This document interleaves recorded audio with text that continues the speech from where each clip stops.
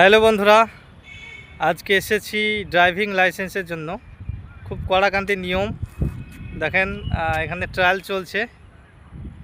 ট্রায়ালে একটু ভুল হলে বাদ, তো খুব কড়াকান্তি নিয়ম চলছে এবং প্রচুর পরিমাণে ভিড়। প্রতিদিন গড়ে প্রায় 200টা করে ট্রায়াল হয়, 2 চাকার, তারপরে 4 চাকা, বাস, লরি তো সব বাকি আছে। ভিড় চলছে এখানে ট্রায়াল।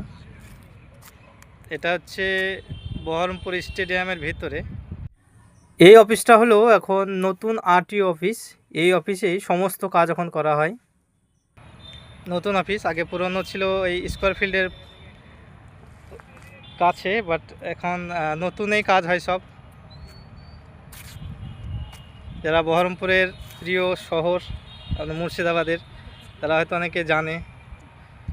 এই জায়গাটা অনেক জায়গা বড় ফাঁকা, এখানে স্টেডিয়াম করা আছে কিন্তু কোনো যত্ন নাই, কিছু নেই।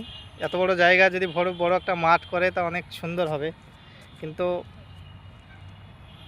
যেই মন্ত্রী আছে সে মন্ত্রী বলে আমি করব, কিন্তু কিছুই হয় না। শেষ পর্যন্ত পড়েই থাকে এরকম ঘাস আর বাঁচছে। ভালো থাকেন আপনারা।